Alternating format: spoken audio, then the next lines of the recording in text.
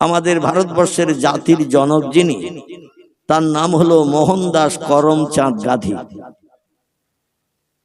Short নেমে তার নাম হয় মহাত্মা গান্ধী, মানে ছোট নামে তারে মহাত্মা গান্ধী বলা হয়। তার পুরো নামটা হলো মোহনদাস করমচাঁদ গান্ধী, যিনি বিপ্লবী নেতা, জাতির জনকের মর্যাদা পেয়েছেন। ইনি একটি তথ্য দিয়েছেন ইতিহাসে। বইটির নাম হযরত মুহাম্মদ সাল্লাল্লাহু আলাইহি সাল্লাম সম্পর্কে অমুসলিম মনীষীদের বাণী। কি নাম বললাম?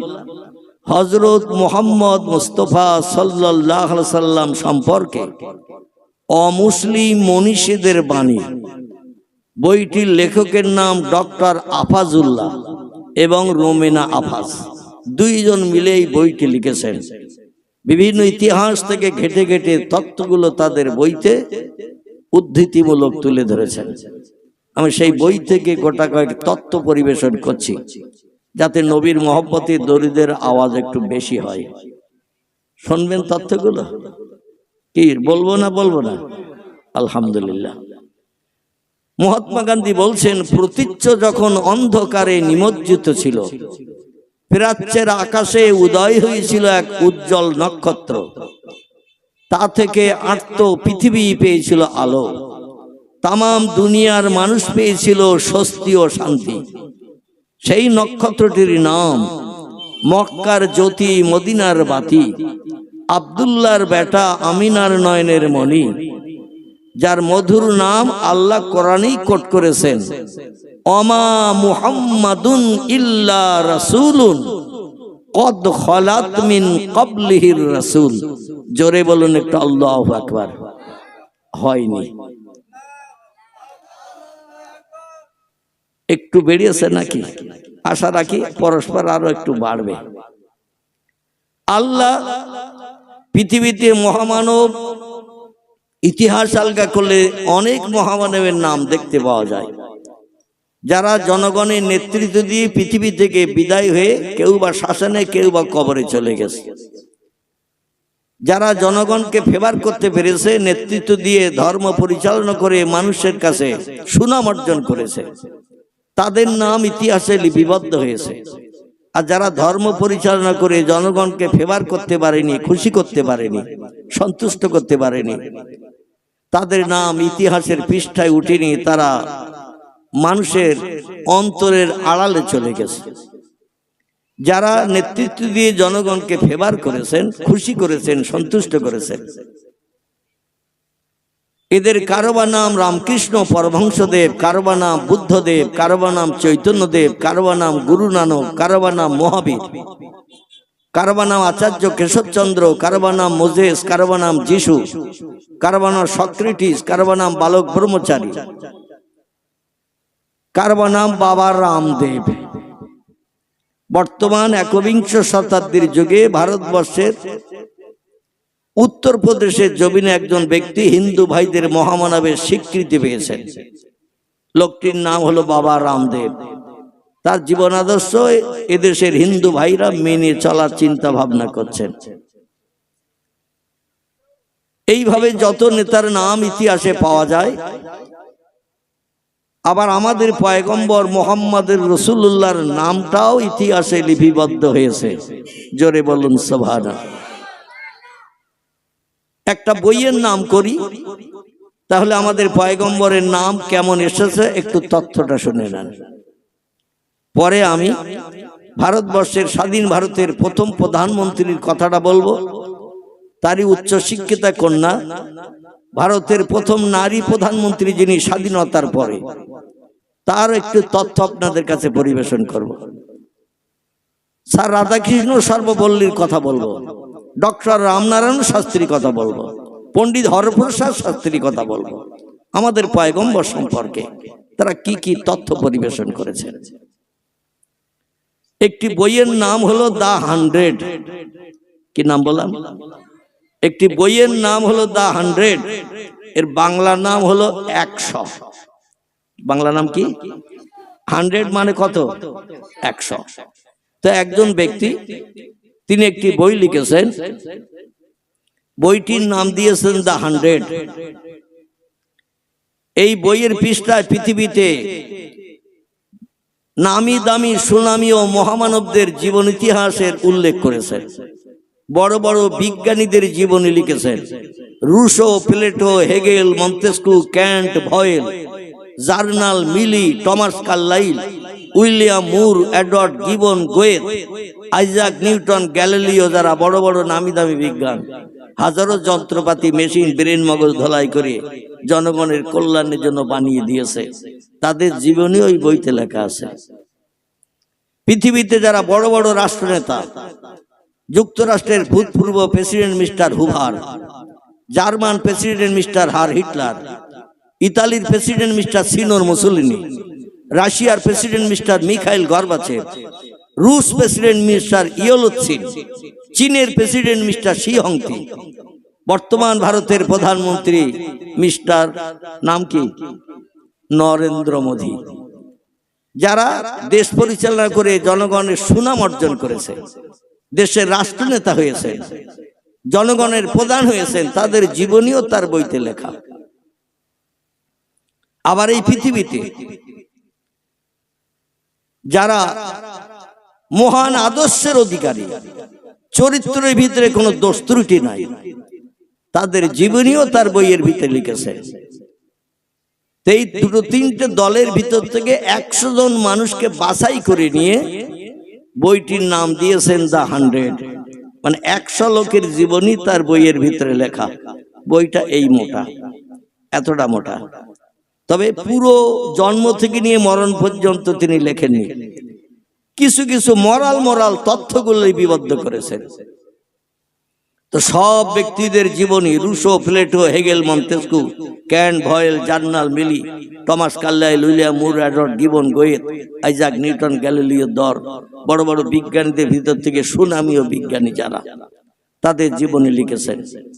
পৃথিবীতে মহামানব যারা জনগণকে নেতৃত্ব দিয়ে ধর্মের প্রচার প্রসার করেছে, আমি তাদের নাম পূর্বে বলেছি। রামকৃষ্ণ পরমহংসদেব, বুদ্ধদেব, চৈতন্যদেব, গুরু নানক, মহাবীর, আচার্য কেশবচন্দ্র, মোজেস, যিশু, সক্রেটিস, বালক ব্রহ্মচারী, বাবা রামদেব। রামদেবের নাম অবশ্য লেখা নাই, কারণ এই বই লেখার পরে ভারতের মানুষের কাছে মহামানবের স্বীকৃতি পেয়েছে। তো লোকটির সমস্ত জীবনীগুলো এক জায়গায় করলেন, 100 মানুষের জীবনী। এই জীবনীগুলো বিজ্ঞানীদের, রাষ্ট্রনেতাদের, মহামানবদের জীবনী এক জায়গায় করে এবার কার নাম দিয়ে প্রথম বইটা শুরু করবেন, এই নিয়ে তিনি চিন্তা ভাবনায় পড়লেন, কার নাম দিয়ে বইটা শুরু করব। চিন্তা ভাবনা করতে করতে সেই ব্যক্তির নামটি তার পছন্দ হলো, যিনি হলেন বর্তমান পৃথিবীতে 250 কোটি মতো মানুষের ধর্মীয় নেতা, বেঁচে থাকা মানুষের ধর্মাবলম্বী নেতা, যিনি নাম তার মুহাম্মাদুর রাসূলুল্লাহ সাল্লাল্লাহু আলাইহি সাল্লাম। জোরে বলুন সুবহানাল্লাহ। ইনারি নামটা পছন্দ করলেন, বইয়ের প্রথম তথ্যটাই লিখবেন তাকে দিয়ে। বই লেখা হলো, বাজারে ছাপিয়ে ছাড়া হলো। কিছু মানুষ বই পড়ে আনন্দ উপভোগ করলেন, ভালো ভালো তথ্যগুলো তার বইয়ের পৃষ্ঠায় পেলেন, কিন্তু প্রশ্ন করলেন তাকে,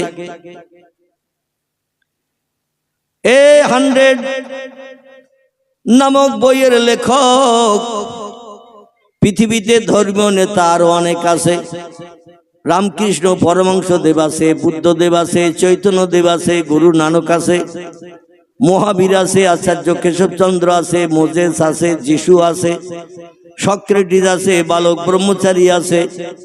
কারো নাম দিয়ে প্রথম শুরু না করে মুহাম্মাদের নাম দিয়ে প্রথম বই লেখা কেন শুরু করলেন?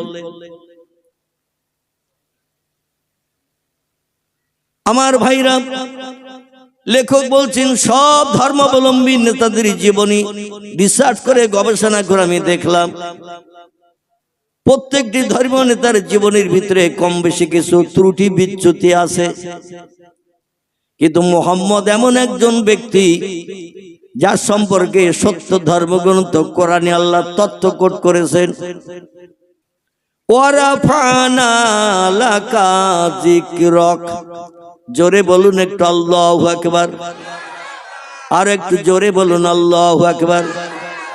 তিনি বলছেন কোরআনে, ধর্মগ্রন্থ কোরআনে আরো একটা তত্ত্ব লিপিবদ্ধ হয়ে আছে, সেটি হলো ওয়াইন্নাকা লাআলা খুলুকিন আযীম।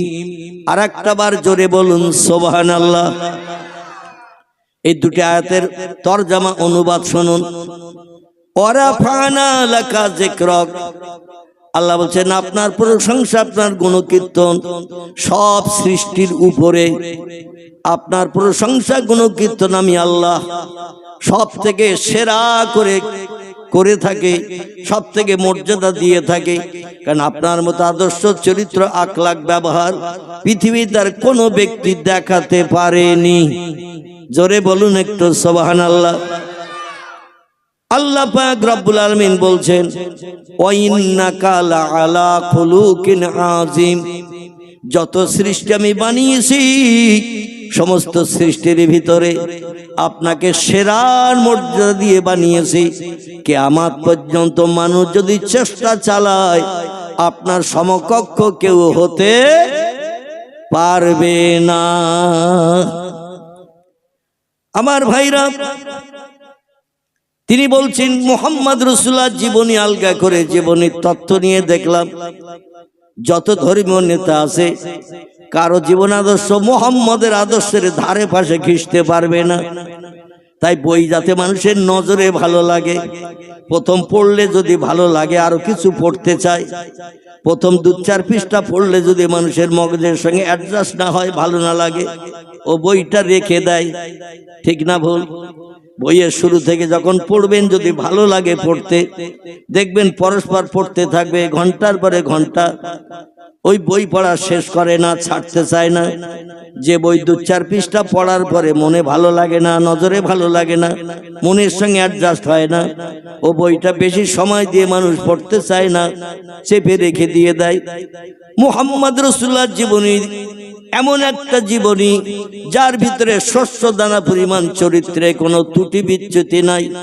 তাই ভালো মানুষের জীবনে দিয়ে বইয়ের প্রথম নামকরণ করেছি মুহাম্মদ রাসূলুল্লাহকে দিয়ে, যাতে তার জীবনী পড়লে মানুষের মনে আনন্দ হয়, ভালো লাগে, আরো পড়তে ইচ্ছা হয়।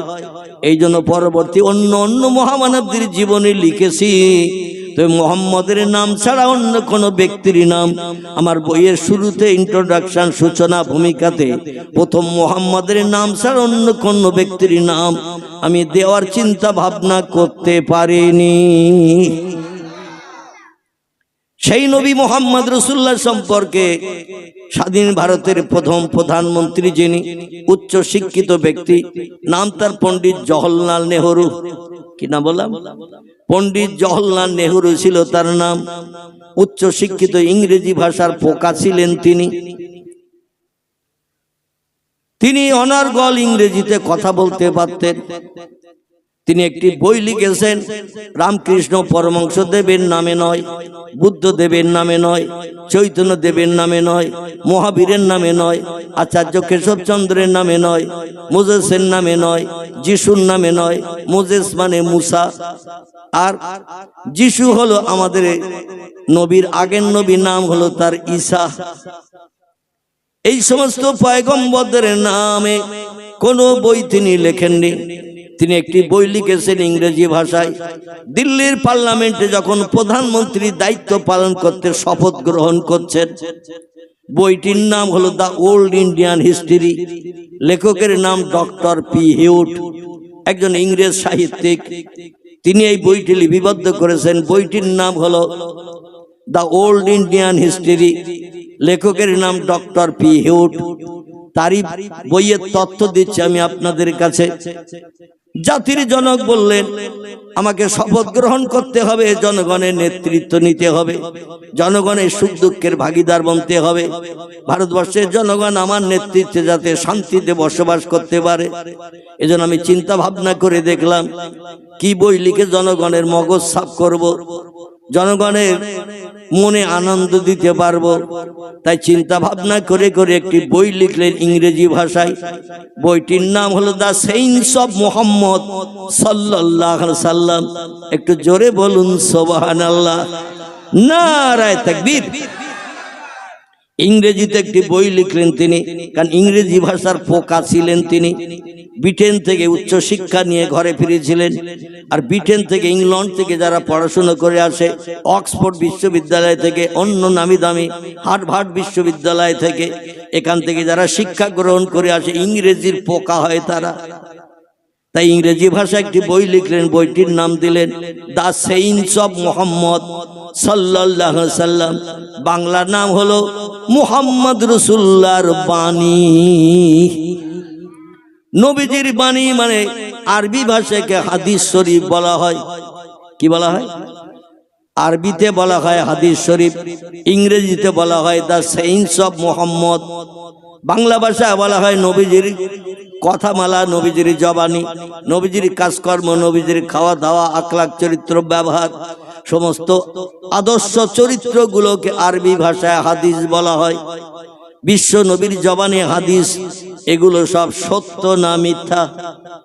যদি নবীর জবানে হাদিস সত্য হয়, তাহলে কোরআন তো মিথ্যা নাকি?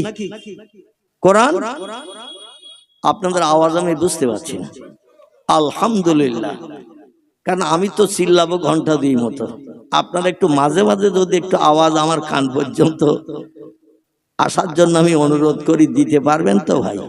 এই জন্য আমার কান পর্যন্ত যাতে আওয়াজ আসে, একটু আওয়াজটা জোরে দেবেন।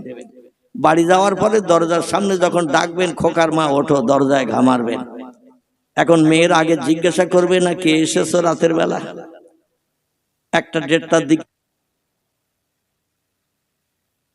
কিংবা খেয়ে যখন বাড়ি যাবেন। মেয়েরা তো অত সময় জাগবে না, কম্বল মুড়ি দিয়ে থাকবে, আবার শীতকালীন সময়। তো দরজায় ঘা দিলে কি দরজা খুলবে? আগে জিজ্ঞাসা করবে কে। এখন স্বামীর কণ্ঠের আওয়াজ মেয়েরা শুনলেই বুঝতে পারে না। একজন ব্যক্তির মনে করুন 4টে ছেলে। কটা বললাম? 4টে ছেলে, একই বাড়িতে খায়, একই মায়ের সন্তান। 4 ছেলের 4 রকম চেহারা, ঠিক না ভুল? 4 ছেলের চেহারা একরকম না 4 রকম? পৃথিবীতে যত মানুষ আছে, আল্লাহ কত বড় মেকার, আল্লাহ কত বড় শিল্পের নৈপুণ্য বানিয়েছেন। পৃথিবীতে বর্তমান 850 কোটি মানুষ বেঁচে থেকে এই পৃথিবীতে বসবাস করছে। একটা মানুষের সঙ্গে একটা মানুষের চেহারার মিল আছে, কিছু না কিছু তারতম্য আছে না নাই? শুধু তাই নয়, প্রত্যেকটি মানুষের কণ্ঠের আওয়াজ, ভাষাও আলাদা না এক। বড় ছেলে এসে যদি রাত 1:30টায় ডাকে দরজা খোলো, ছোট বউ কি দরজা খুলবে? মেজ ভাই এসে যদি বলে দরজা খোলো, সেজে বউ কি দরজা খুলবে? কারণ কণ্ঠের আওয়াজ শুনলে বুঝতে পারবে মেজ বউর স্বামী বাড়ি এসেছে, কিংবা ছোট বউর স্বামী বাড়ি এসেছে। দরজা খুলতে ওরাই খুলবে, আমি কেন কম্বল ছাড়বো? ঠিক না ভুল? এই জন্য প্রত্যেকটি মানুষের কণ্ঠের আওয়াজ আলাদা, চেহারাও করেছেন আল্লাহ। এতটুকু চিন্তা যদি আমরা করি, কোটি কোটি কোটি কোটি মানুষের চেহারার মেকার আল্লাহ যদি আলাদা বানাতে পারে, কণ্ঠের আওয়াজ আলাদা বানাতে পারে, সে আল্লাহরে মেনে নিতে আর আপত্তি করা উচিত উচিত উচিত নয়। তিনি বইটি লিখলেন দ্য সেইন্টস অফ মুহাম্মদ সাল্লাল্লাহু আলাইহি সাল্লাম। নবীজির জবানি মোবারক আরবি ভাষায় যাকে হাদিস শরীফ বলা হয়। হাদিসের কথাগুলো সব সত্য না মিথ্যা? পয়গম্বর বর্ণনা করেছেন মসজিদে নববীর ভিতরে 10 বছর ধরে, ক বছর বললাম? 10 বছর ধরে পয়গম্বর মসজিদে নববীর ভিতরে একটা পাথরের মেম্বার বানানো ছিল। খুব ভালো করে শুনবেন, একটা পাথরের মেম্বার, সাহাবীরা পাথরের উপরে পাথর সাজিয়ে একটা উঁচু মেম্বার বানিয়েছিলেন। সেই মেম্বার এখন পৃথিবীর সব মসজিদে আছে। যে মেম্বার নবীজির জমানায় সাহাবীরা বানিয়েছিলেন, সে মেম্বার এখন সব মসজিদে আছে। এমন একটা মসজিদের নাম বলতে পারবে না ওই মসজিদে মেম্বার নাই? আচ্ছা, মেম্বারে ধাপ কটা? কটা ধাপ? বোধহয় আপনারা মসজিদে যান না। তাহলে অন্তত আওয়াজটা তো একটা লোকের আওয়াজ শুনতে পেয়েছি। আর আপনার মেম্বারের দিকে মনে হয় তাকান না। ধাপ কটা? 3টি ধাপ। এখন 2টি তো বানানো যেত, 4টি বানালেও বানানো যেত, ধাপ 3টি কেন? আমি তথ্য পরিবেশন করি, আপনাদের কাছে জিজ্ঞাসা করে সময় নষ্ট করব না। একটি ধাপের নাম হলো ইমাম সাহেবের মর্যাদার স্বরূপ, 2 নম্বরের ধাপ হলো মুয়াজ্জিনের মর্যাদা স্বরূপ, 3 নম্বরের ধাপ হলো মসজিদ আর একদল মানুষের আনাগোনা হয়। ইমাম যেমন যায় নামাজ পড়াতে, মুয়াজ্জিন যায় আজান দিতে, আর নামাজ পড়তে যায় কারা? এরা হলো মুসল্লিরা। এই 3 দলের মানুষের আনাগোনা মসজিদে হয়। ঠিক বললাম না ভুল বললাম? এই 3 দলের মানুষ, অন্য দলের মানুষ মসজিদে ঢোকে না। এই জন্য 3টি ধাপ বানানো হয়েছে। পয়গম্বর মুহাম্মদ রাসূলুল্লাহ ফজরের নামাজ অন্তে, জোহরের নামাজ অন্তে, আসরের নামাজ অন্তে যখন যেদিন যেমন সময় পেতেন ওই মেম্বারের উপরে একটু উঠে বসতেন, যাতে সামনে আমার মুক্তাদি মুসল্লি যারা নামাজ আদায় করেছে আমার পিছনে, এরা যাতে আমার মুখ দেখে বক্তৃতা শোনার সুবিধা পায়। আমি যদি আপনাদের মতো নিচে বসতাম তাহলে সবাইকে আমার মুখ দেখতে পেতেন, একটু অসুবিধা হতো না? বক্তা একটু উঁচু জায়গায় বসলে সকলের পক্ষে বক্তার মুখ দেখতে সুবিধা হয়। আর মুখ না দেখে ওয়াজ শুনলে কলিজা ভেজে না, মুখ না দেখলে কলিজা ভেজে না। আর তারই মুখ দেখতে সাহাবীরা পাগল পারা হয়ে যেতেন, যিনি ছিলেন পৃথিবীতে সব মানুষের চেহারা থেকে সুন্দর উত্তম চেহারাওয়ালা, যাকে বলা হয়েছে বিশ্ব সুন্দর। জোরে বলুন একটু সুবহানাল্লাহ। আপনাদের এলাকায় যদি নায়ক বা নায়িকা আসে, অনেক যুবক ছেলেরা যুবতী মেয়েরা টিকিট কাটবে না? গত 1 দিন 2 দিন আগে বোধহয় না কালকের বোধহয় সম্ভবত আমাদের কলকাতায় এসেছিল একজন ফুটবল খেলোয়াড়, নাম তার কি? বাবা, ছোট বাচ্চাই বলে দিচ্ছে। আপনাদের আর বলার দরকার, আপনারা জানবেন না। আমি ওয়াজ শেষ করে যখন এসেছি রুটি খেতে রাতের বেলা, মানে তখন রাত 12:30 বেজে গেছে। কালকে জলসা ছিল চৈতা গ্রাম, এ ছেলেরাও গিয়েছিল ইউটিউবাররা। আমি ওদের আবার বললাম যে তোমরা খাওয়া দাওয়া করে যাবে। তো ঘরের ভিতরে যখন আমি খেতে বসেছি তখনই 2-3 জন আমার খালাতো ভাই আরো আপনজন আত্মীয় তাদের বাড়ি ছিল, তার পিতার কলমা খানি উদ্দেশ্যে দুপুরে খানা সাদি, রাতের বেলা প্রোগ্রাম ওয়াজের মজলিস ছিল, 3-4 জন বক্তা ছিল। তো সেখানেই দিকে আলোচনা হচ্ছে আমাদের কলকাতায় মেসি এসেছে, খেলা দেখাবে, টিকিট 70,000 থেকে 5 লাখ পর্যন্ত। কত বললাম? 70,000 থেকে 5 লাখ পর্যন্ত টিকিট। কিন্তু এই সে সম্ভবত যেটা শুনলাম ছেলেদের মুখে 15 মিনিট দাঁড়িয়ে ছিল, লোকজনের ভিড় ভাট্টার দিকে পালিয়ে চলে গেছে। কয়েক কোটি টাকার টিকিট বিক্রি হয়েছে, কয়েক কোটি টাকা। এখন যারা আমাদের কলকাতার সুনামি একটি খেলার মাঠ, বিশেষ করে ওই যে গ্যালারি করা খেলার মাঠ ধর্মতলায় আছে, ওর নাম কি? যুব ভারতী ক্রিকেট খেলা হয় যেখানে, এই যুব ভারতীর স্টেডিয়ামে লোকজন উঠেছিল, যারা কম টাকার টিকিট কিনেছে 5-7 হাজার টিকিট, ওদের তুলে দিয়েছে 4 তলার মাথায়। আর যারা একটু বেশি দামের টিকিট কেটেছে তাদের একটু কাছাকাছি বসার জায়গা দিয়েছে। আবার কিছু মানুষ বোধহয় 20-25 লাখ কি 70 লাখ টাকার টিকিট কিনেছে, তার সঙ্গে কাছে দাঁড়ানোর সুযোগ দিয়েছে। তো 15 মিনিটের বেশি থাকেনি। আর বাইরে উপরে যারা স্টেডিয়ামের মাথায় ছিল ওরা বলতেছে আমাদের টিকিটের টাকা ফিরিয়ে দিতে হবে, অন্যথা ভেঙে চুরমার করে দেব। জোরে বলুন একটু নাউজুবিল্লাহ। কিছু নাকি ভেঙেও দিয়েছে, আমার শোনা কথা, কারণ আমি দেখি টেকিনি, শুনেছি যেটা সেটা বলছি। তবে সম্ভবত কথাটা সত্য। এই যুব ভারতী ক্রীড়াঙ্গনের এই যে সুন্দর বসার জায়গা করা হয়েছে, সব ভাঙচুরও করেছে মানুষ, কষ্ট পরিশ্রম করে রক্ত ঘামিয়ে পয়সায় করে। ফুটবল খেলোয়াড় মেসিকে দেখতে গেছে, এসে দেখার সুযোগ পায়নি, খেলাধুলো করেনি। হাজার হাজার হাজার হাজার মানুষ 70,000 না কত হাজার টিকিট শুধু বিক্রি হয়েছে। যাই হোক, আমি খুব ভালো করে কান দিয়ে শুনিনি, এই জন্য তত্ত্বের ভিতরে একটু আধটু তারতম্য হলে হতে পারে। তো এই পশ্চিম বাংলার মানুষ তারে দেখতে যে কোটি কোটি টাকা খরচ করেছে। একটা অভিনেতা অভিনেত্রী যদি আসে, সিনেমার নায়ক নায়িকা, তারও দেখতে যুবক যুবতীরা টিকিট কাটবে না কাটবে না। এদের থেকে আমার নবীর চেহারা দেখতে খারাপ না ভালো? আর একটু জোরে বলেন। শুধু ভালো নয়, তিনি ছিলেন পৃথিবীতে বিশ্ব সুন্দর। জোরে বলুন একটু সুবহান। নবীজির প্রাণ প্রিয়া বিবি হযরতে মাইশাতুল হুমায়রা রাদিয়াল্লাহু থেকে হাদিস বর্ণিত। তিনি বলছেন, ইউসুফ নবীকে দেখতে যে যুবতী মেয়েরা মিশরের দেশে হাতের একটা কমলা লেবু ছুরি দিয়ে ফাল দিতে যে 4টে করে আঙুল কেটে দিয়েছিল, নজর ঘুরায়নি লেবুর দিকে। ছুরি দিয়ে কিছু কাটতে গেলে নজরটা দেওয়ার দরকার আছে না নাই?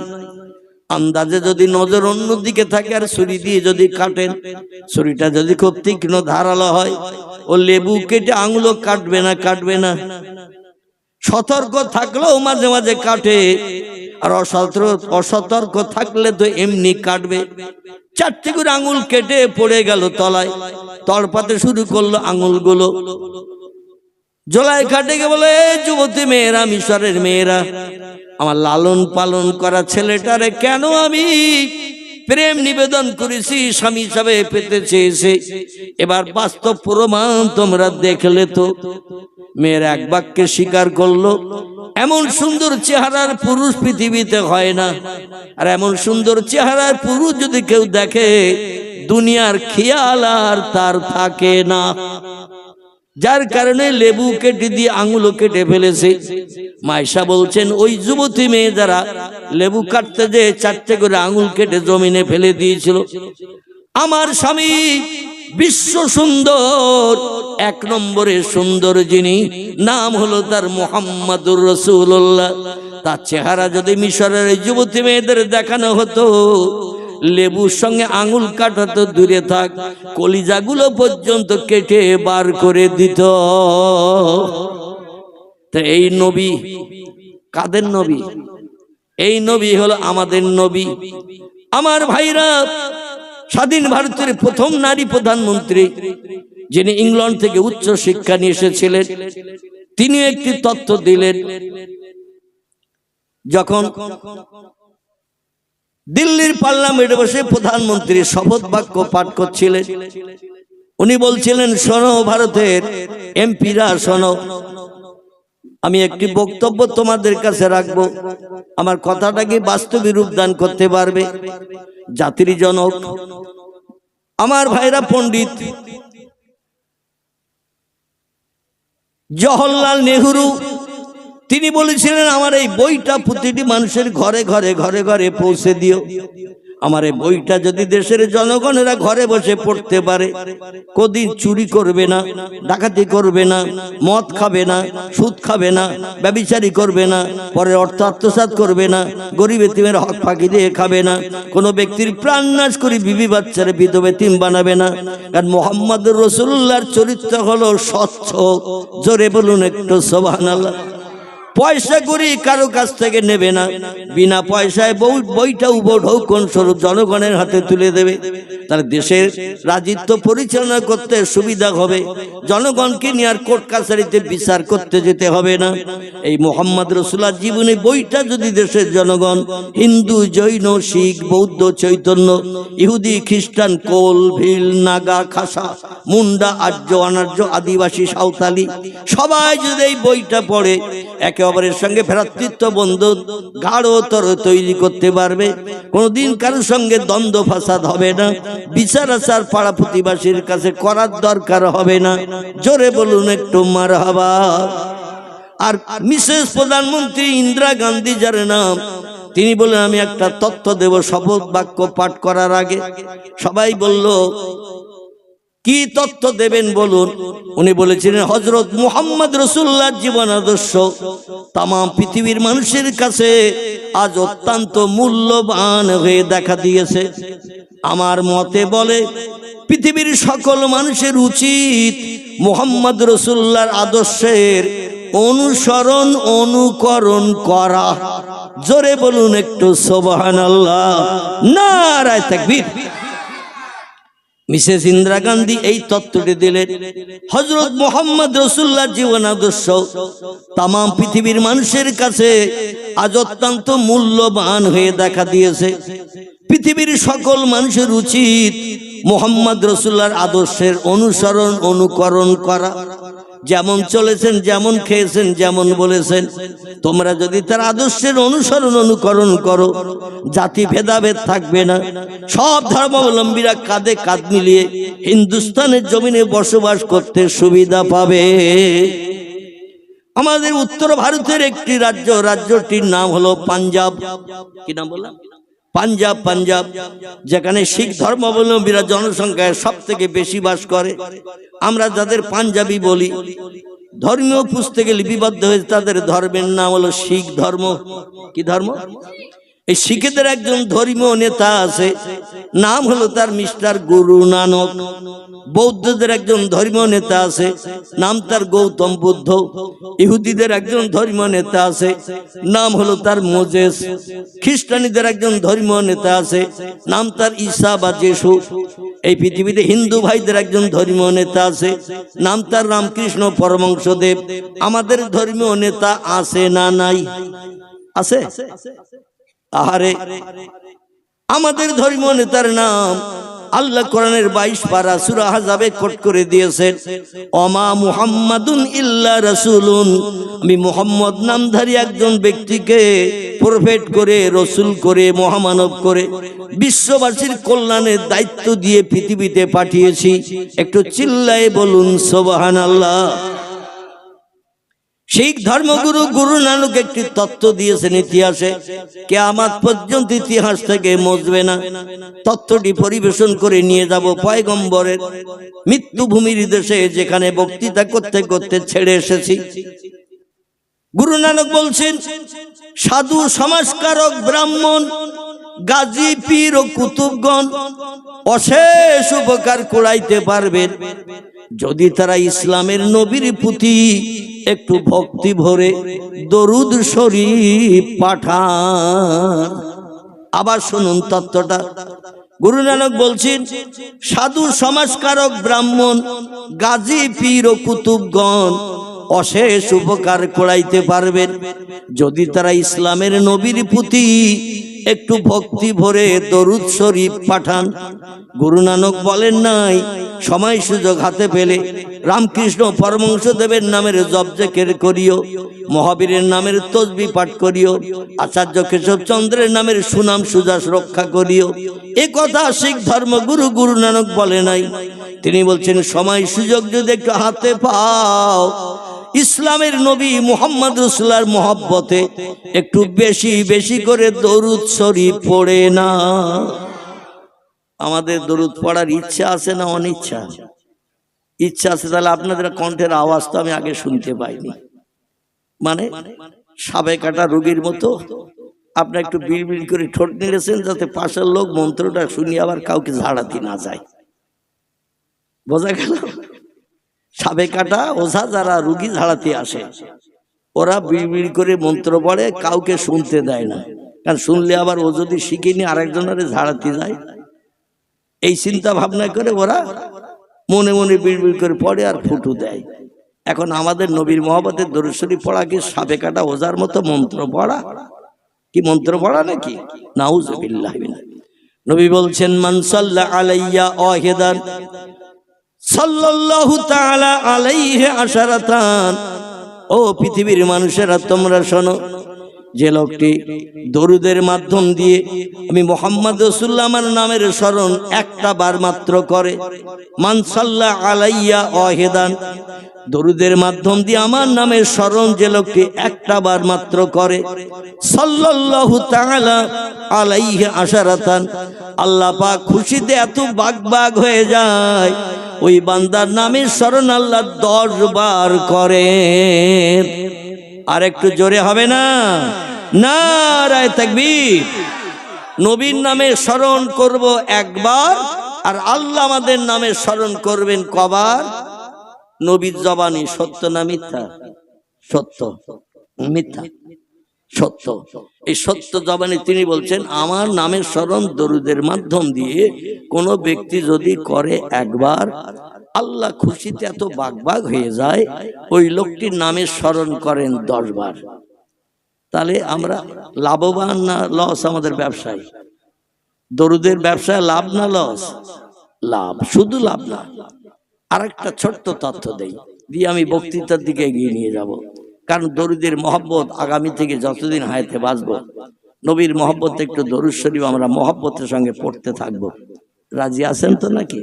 আর একটু তথ্য শোনেন, তারপরে নিয়ে যাব আমি বক্তৃতার দিকে। কোরআন পাক থেকে আয়াত রেখেছি, পয়গম্বরের জবানে হাদিস রেখেছি। পরবর্তী বক্তা আসা পর্যন্ত ইনশাআল্লাহ কিছু তথ্যমূলক আলোচনা পরিবেশন করব। আজকের একটু সকাল সকালে টাইম হয়েছিল আমার, বাড়ি থেকে মাগরিবের নামাজ পড়ি বেরিয়ে আসলাম, কারণ টাইম ছিল 6টায়। এখানে এসেছি 6টায় 5-এ। ছেলেদের বললাম স্টেজে নিয়ে চলো, বলে হুজুর একটু বসেন, একটু পরে নিয়ে যাব। পরে বলতে বলতে 1 ঘন্টা ওরা ঠেলে দিয়েছে। মানে পরবর্তী বক্তা হয়তো আসতে একটু দেরি করবে, যার কারণে আমাকে একটু প্রথমের দিকে একটু টাইমটা পাস করার চিন্তা ভাবনা করছেন। বিশেষ করে আজকের জলসার প্রধান অতিথি আল্লামা বাংলা রুহুল আমিন রহমাতুল্লাহ আলাইহির মেজো পোতা সাহেবজাদা আজকের জলসার শেষ বক্তা তো নাকি? কি শেষ বক্তা তো নাকি? তিনি হলেন শেষ বক্তা। তিনি কর্তৃপক্ষ যে বাড়িওয়ালার ভাইতে ছিলাম, ওনার বাড়িতে একটু বিশ্রাম করছিলাম 1 ঘন্টার মতো। উনি বলছেন হুজুরের সম্ভবত আরেক জায়গায় প্রোগ্রাম আছে, সেখান থেকে আমাদের এখানে আসতে 20-25 মিনিট সময় হয়তো লেট হতে পারে।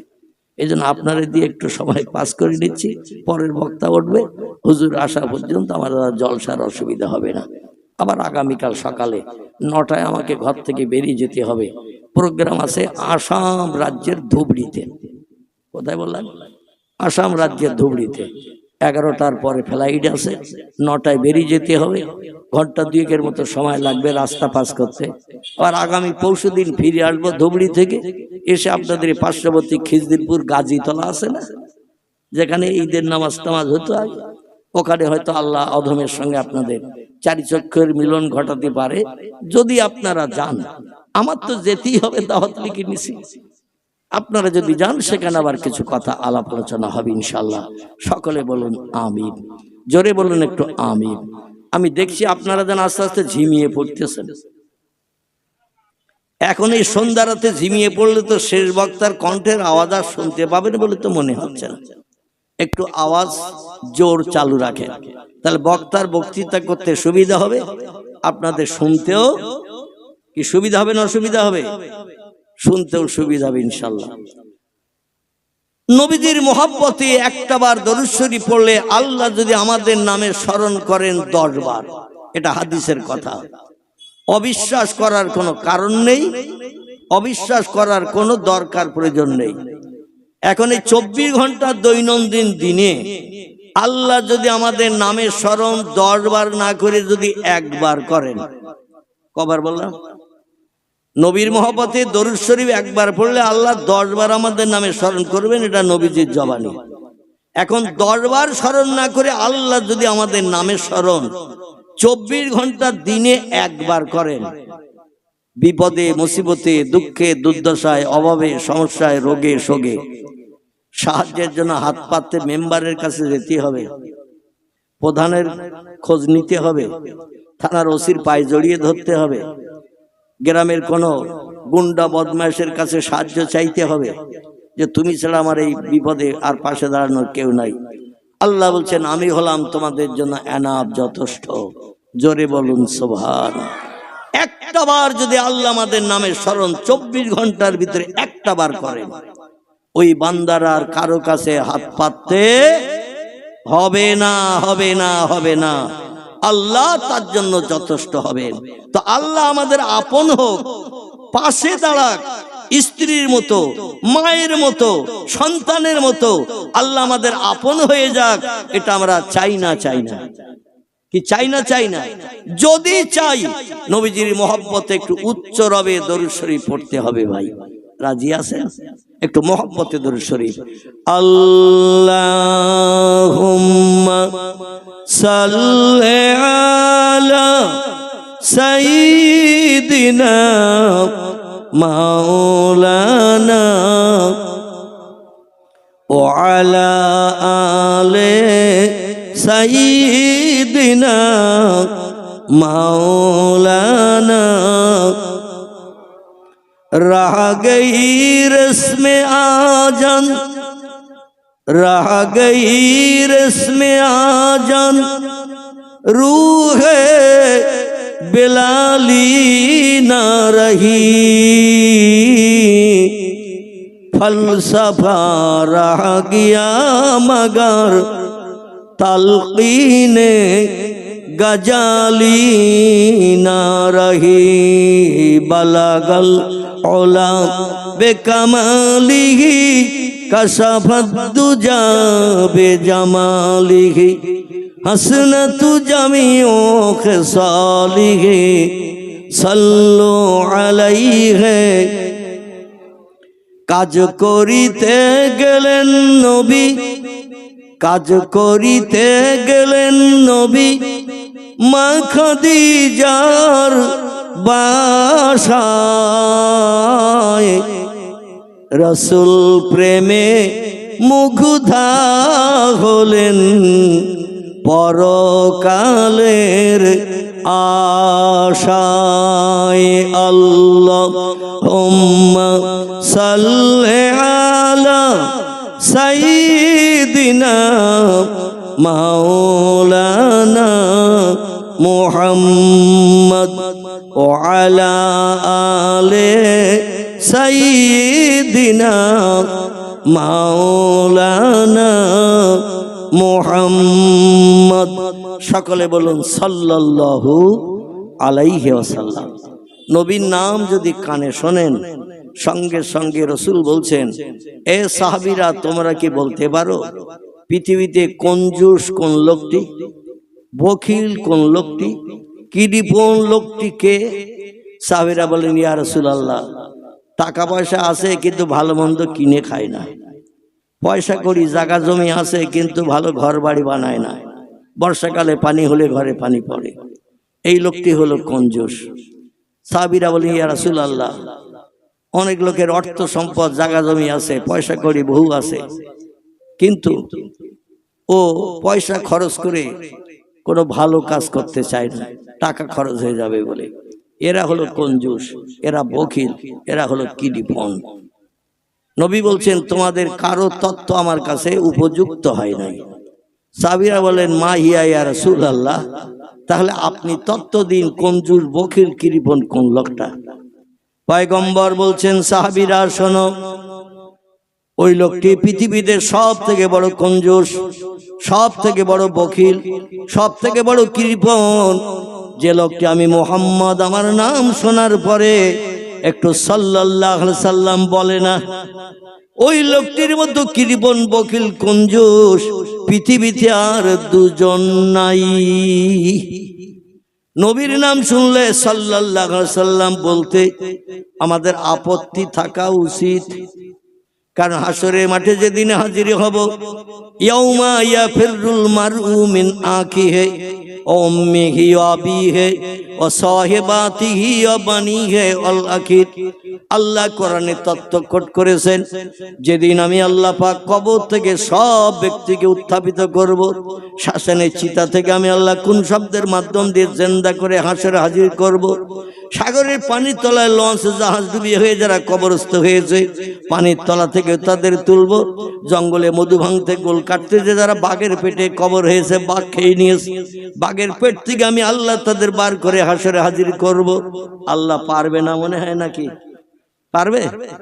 এই যুগের বিজ্ঞানীরা বলছে আল্লাহ বুড়ো হয়ে গেছে। কি হয়েছে? বলছে আল্লাহ বুড়ো হয়ে গেছে। বলে কি করে হলো? বলে পৃথিবীর বয়স যদি 1.5 লক্ষ বছর হয়, আর আল্লাহ যদি এই পৃথিবী বানিয়ে থাকে, তাহলে আল্লাহ না জানি সলিমউদ্দিন আব্দুল করিম চাচা আব্দুর রহমান ভাইয়ের থেকে আর কত বেশি বুড়ো হয়ে গেছে, লাঠি দিলেও এখন আর হেঁটে যেতে পারবে না। আর যার বয়স বেশি হয়ে যায়, শক্তি ক্ষমতা কম হয়ে যায়, আল্লাহ আমাদের সঙ্গে পাল্লা দিয়া জয়ী হতে পারবে না। আমরা হলাম এনাফ, আমরা হলাম বিশ্ববাসীর জন্য যথেষ্ট। আমরা অ্যাটম বোমা বানিয়েছি, হাইড্রোজেন বোমা বানিয়েছি, রাসায়নিক জৈব বোমা বানিয়েছি, নামি দামি মারণাস্ত্র বানিয়েছি। এক একটা বোমা বাস্ট করব, এক একটা দেড় ধূলিসাৎ করে দিয়ে দেব। আল্লাহ পারবে না? আচ্ছা, পারবে বলে মনে হয়? আল্লাহ পারবে?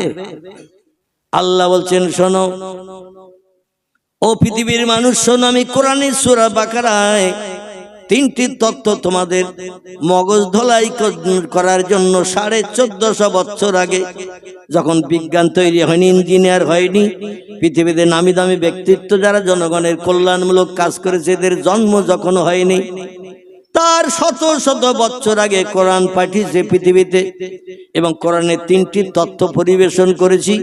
কিয়ামত পর্যন্ত সময় দিলাম, 1 মাস নয়, 2 মাস নয়, 1 বছর নয়, 2 বছর নয়, 10 বছর নয়, 12 বছরের 1 যুগ নয়, কিয়ামত পর্যন্ত সময় দিলাম।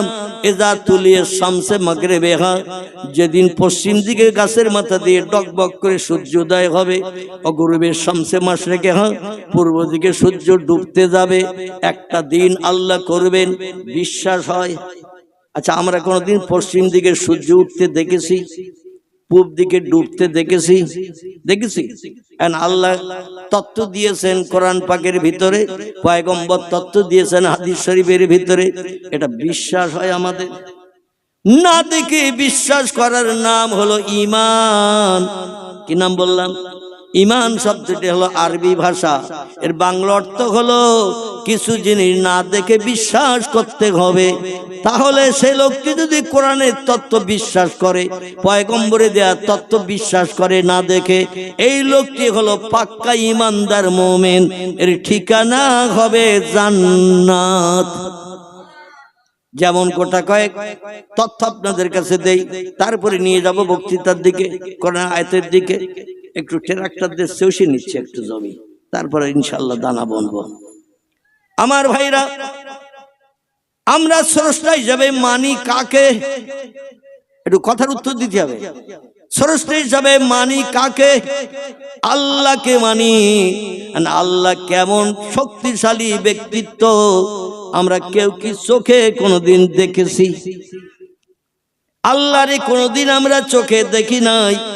আমাদের ভবিষ্যৎ জেনারেশন, যারা ভবিষ্যতে মায়ের উদর থেকে জন্ম নেবে, তারাও দেখতে পাবে না।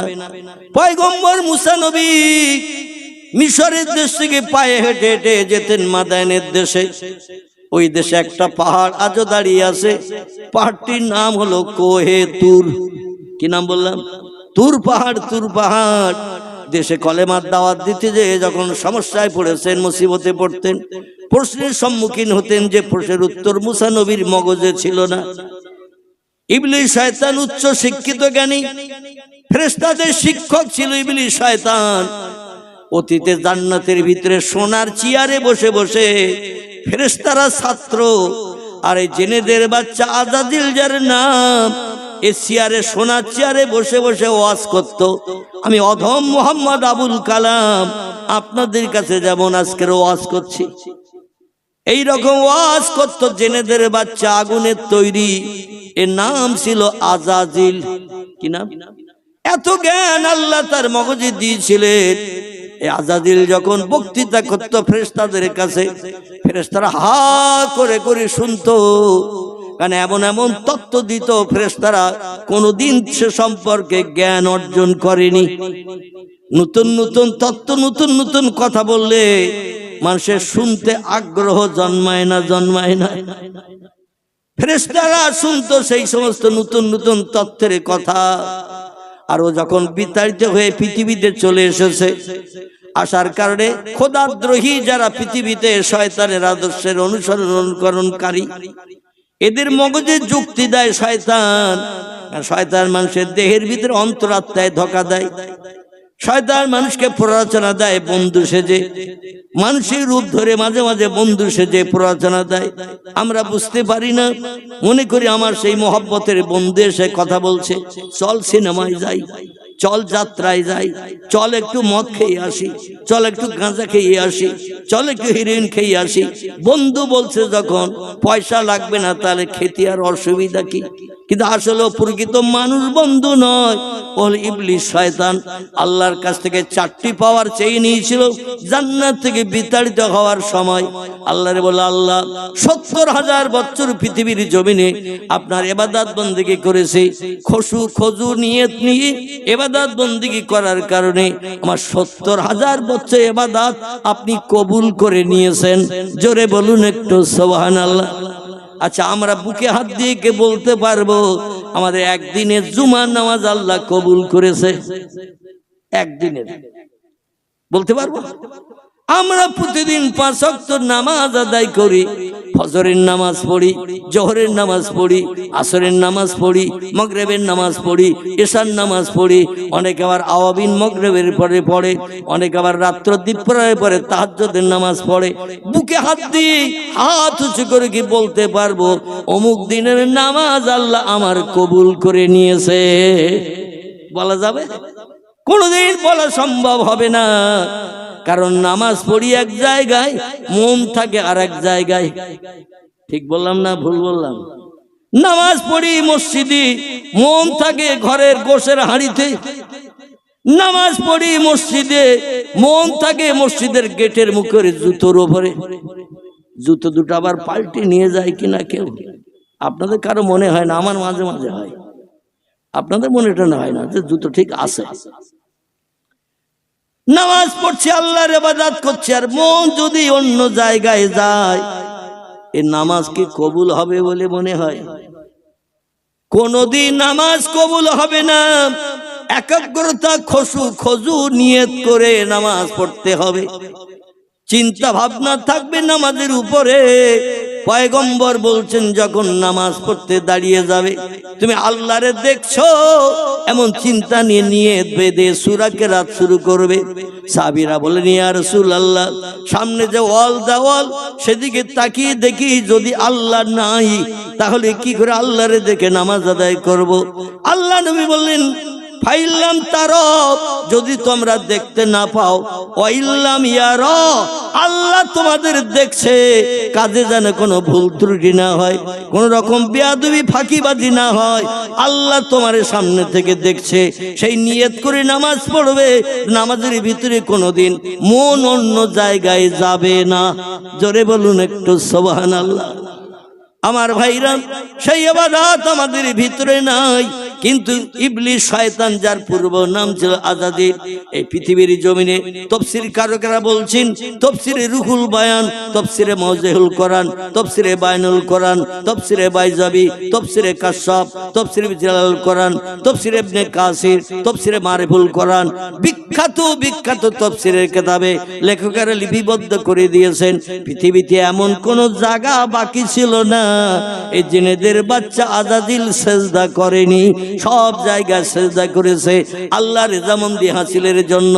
একটা ভুলের কারণে আল্লাহ সব ইবাদত নস্যাৎ করে দিয়েছেন, চির জাহান্নামী সাব্যস্ত করে তার নামের পাশে সার্টিফিকেট দিয়েছে, লানাতুল্লাহি ইবলিসা।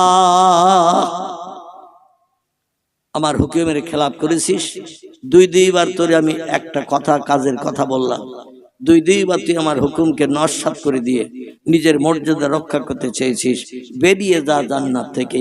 আজ থেকে তোর জন্য আমি জাহান্নাম হালাল বানিয়ে দিলাম। চিল্লায়ে বলুন নাউজুবিল্লাহ। আচ্ছা, ইবলিস একটা আল্লাহর হুকুমের খেলাপ করেছে। কটা? আদমের সামনে রেখে একটু সেজদা করতে বলেছিল, শুধু ওর একা না, সমস্ত ফেরেশতাদের সঙ্গে, যাতে তুই একা সেজদা করবি, সবাই দেখবে, তোর একটু প্রেস্টিজ, আত্মসম্মানে লাগবে। আল্লাহ সব ফেরেশতাদের বলল, কাদামাটি দিয়ে যে বান্দারে বানিয়েছি আর দেহে প্রাণ ঢুকিয়ে দেওয়ার পরপরই আমি আল্লাহ আমার নামে তাসবিহ পড়েছে আলহামদুলিল্লাহ। আমাদের বাবা আদম প্রাণ পাওয়ার পরে শুয়ে থাকা জান্নাতুল মাওয়ার ভিতরে উঠে বসেই বলেছিল আলহামদুলিল্লাহ। তিরমিজি শরীফ, আবু দাউদ শরীফের হাদিসে পয়গম্বর জানাচ্ছেন, মানুষের ভিতরে সর্বশেষ মানুষ যেটাই পৃথিবী থেকে বিদায় নেবে আজরাইলের হাত বরাবর, ওই লোকটার জবানের শেষ কথা হবে কি হবে? আলহামদুলিল্লাহ। জোরে বলুন একটু সুবহান। তারও শেষ কথা হবে আলহামদুলিল্লাহ। প্রথম কথা আলহামদুলিল্লাহ, সমস্ত প্রশংসা তারিফ গুণ কীর্তন কৃতজ্ঞতা জানাই তার জন্য যিনি আমারে বানিয়েছেন মানুষ করে। জোরে বলুন সুবহানাল্লাহ। এই জেলেদের বাচ্চা আল্লাহর একটা হুকুমের খেলাপ করেছে, সেটি হলো বলেছিল আদম প্রাণ পেয়ে আমার নামে তসবিহ পড়েছে, আমি যে মানুষ বানিয়েছি এটা আমার সার্থক হয়ে গেছে, তো তোমরা এই আদমের সামনে রেখে একটু সেজদা করো। তফসির কারকেরা তফসিরে লিখছেন, বিশেষ করে তফসিরে ফি জিলাল কোরআন, লেখকের নাম আল্লামা কুতুব রহমাতুল্লাহ আলাইহি। কি নাম বললাম? আল্লামা কুতুব রহমাতুল্লাহ আলাইহি, বিখ্যাত কোরআনের তফসির কারক। তিনি বলছেন, এই পৃথিবীর মানুষ তোমরা শোনো, আল্লাহ পাক রব্বুল আলামিন আসলে আদমকে সিজদা করার হুকুম কিন্তু ফেরেশতাদের আজাজিলকে বলেনি। আদমের দেহের ভিতরে সেট করা হয়েছিল, দেহটা জিন্দা হয়ে তৈরি হওয়ার জন্য তার দেহের ভিতরে যে প্রাণ সেট করা হয়েছিল, তাফসীরে এসেছে 4 বার। কবার? আল্লাহ বলেন বডি বানানো হয়েছে, বডিটা অচল এখন শুয়ে আছে জান্নাতুল মাওয়ার ভিতরে, বডিটা সচল করো, দেহের ভিতরে আলমে আরওয়া থেকে একটা প্রাণ নিয়ে ওর দেহের ভিতরে ঢুকিয়ে দাও। আমাদের দেহের ভিতরে প্রাণ আছে তাই আমরা সচল, যাদের দেহে প্রাণ নাই তারা কি?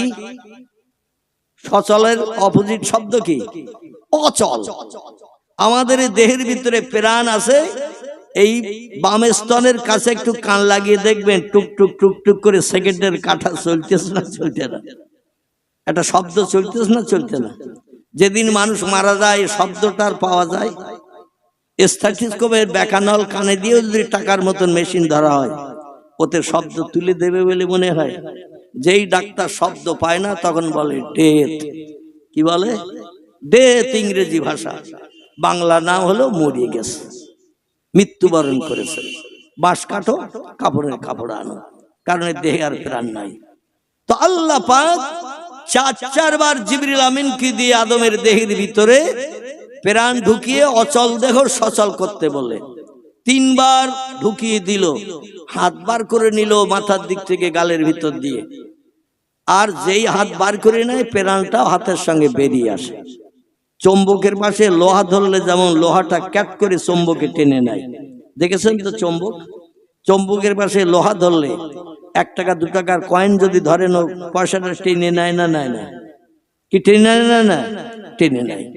ওই রকম চুম্বকের কানেকশনের মতো জিবরিল আমিন হাত বার করছে, প্রাণটাও হাতের সঙ্গে চুম্বকের কানেকশনের মতো বেরিয়ে আসে। আল্লাহ বলছেন মাহালুকা মাকওয়ারকা ইয়া রুহুল আমিন, এ ফেরেশতা জিবরিল খবর কি? জিবরিল বলছে আল্লাহ প্রাণ দেহে সেট করে দিয়ে হাত বার করে নিতে যাচ্ছে, আর প্রাণটা আমার হাতের সঙ্গে বেরিয়ে আসে। কবার দিয়েছো? বলে 3 বার। আল্লাহ বলেন এক কাজ করো, 4 বার দিতে হবে, অচল দেহ সচল বানাতে হবে। কারণ তোমাদের অনেক পরিশ্রমের মাধ্যম দিয়ে পৃথিবীর জমিন থেকে মাটি এনে কাদা বানিয়ে তারপরে প্রতিমার বডি বানানো হয়েছে। হিন্দু ভাইরা যে প্রতিমা তৈরি করে, কালী, দুর্গা, সরস্বতী, লক্ষ্মী, গণেশ, বিশ্বকর্মা, আছে না নাই প্রতিমা? অবিকল অভাব মানুষের মতো দেখতে, কিন্তু ওদের দেহে একটা জিনিস নাই, সেটার নাম কি? সেটার নাম হলো প্রাণ। তাই পূজা অর্চনা করে খাবার দাবার যা কিছু দেয়া হয় ইঁদুর কিংবা বিড়ালে খেয়ে যায়, বারণও করতে পারে না, গাইড করে রাখতেও পারে না। দেহে প্রাণ নাই, তাই আদমের দেহে প্রাণ নাই। 3 বার জিবরিল প্রাণ দিল, হাত বার করে নিল, প্রাণও বেরিয়ে গেল। আল্লাহ বলেন এবার 4 বারের মাথায় একটা কাজ কর। জিবরিল বলছেন আল্লাহ কি করব? বলছে আমার আরশের দিকে তাকা। কোথায়? আমার আরশের দিকে তাকা। জিবরিল মাথা উঁচু করে তাকালেন উপরের দিকে। আল্লাহ বলেন মা তারা ইয়া জিবরিল, কি দেখতে পেয়েছ একটু বলো। জিবরিল বললেন রব্বুল আলামিন, একটা উজ্জ্বল জ্যোতিষ্কময় লাইট আলো আপনার আরশে আমি দেখতে পাচ্ছি। আল্লাহ বলেন পূর্বে কোনদিন দেখেছো? জিবরিল বলে লা ইয়া রব্বি, পূর্বে দেখি নাই। আল্লাহ বলেন আজকের সেই আলোটা আমি মানে প্রকাশ করলাম, এই জন্য তুমি দেখার সুযোগ পেয়েছো। ওই যে লাইট দেখছো, ও লাইটটা কি তুমি কি জানো? জিবরিল বলেন, লা ইয়া রব্বি, যেটা জানান সেটা জানি, যেটা জানান না সেটা আমি জানি না। আল্লাহ বললেন, তাহলে শোনো, আউয়ালু মা খালাকাল্লাহু নূরি। যদিও অধিকাংশ অন্য মতাদর্শের আলেমেরা এটাকে জয়ীব হাদিস বলেছে, কিন্তু ফুরফুরা শরীফের দাদা হুজুর পীর কেবলার ছোট সাহেবজাদা ছিলেন, যিনি নাম তার জুলফিকার আলী সিদ্দিক আল কোরাইশি, যিনি আল্লাহর ওলি ব্যক্তি ছিলেন। অধিকাংশ জলসায় এসে বক্তৃতার আগে এই হাদিসটা তিনি বর্ণনা করতেন। জোরে বলুন একটু সুবহানাল্লাহ। আমাদের মতো দর্শের আলেমেরা হাদিসটারে এমন করে সহি হাদিস বলে, অন্য কিছু দলমত পথের মানুষেরা জয়ীব বলে। যাই হোক, হাদিসটির বাংলা অর্থ হলো, আল্লাহ বলছেন, যখন কোনো কিছুই আমি বানাই নাই, লাউলাকা লামা খলাকতুল আফলাক, আসমান জমিনে যখন আমি কিছুই বানাই নাই, প্রথম একটি জিনিস বানিয়েছিলাম, সেটি হলো নূরে মুহাম্মাদি সাল্লাল্লাহু আলাইহি সাল্লাম। চিল্লায়ে বলুন একটু সুবহানাল্লাহ, নারায়ে তাকবীর। এই নূরে মুহাম্মাদের লাইট বানিয়ে, এই লাইট থেকে কিঞ্চিত কিঞ্চিত নিয়ে সব সৃষ্টি আল্লাহ বানিয়েছেন নূরে মুহাম্মাদের লাইট দিয়ে। আল্লাহ বলেন, ওই লাইট থেকে কিঞ্চিত লাইট নাও, আলো নাও, একটু নিয়ে তুমি ওই দেহটার ভিতরে, অন্ধকার দেহের ভিতরে লাইট আগে জ্বালিয়ে দাও। প্রাণটা অন্ধকার দেহের ভিতরে থাকতে চাইছে না, ভয় পাচ্ছে, ভয় পাচ্ছে। এই জন্য দেহের ভিতরে লাইট জ্বালাও, তারপরে প্রাণটা ঢুকাও, যাতে লাইটের আলোয় প্রাণটার ভয় না পায়, দেহের ভিতরে সেট হয়ে যায়। তাফসীরে ফিজিলাল কোরআন আল্লামা কুতুব রহমাতুল্লাহ আলাইহি এ তত্ত্ব পরিবেশন করেছেন। জোরে বলুন একটু সুবহানাল্লাহ।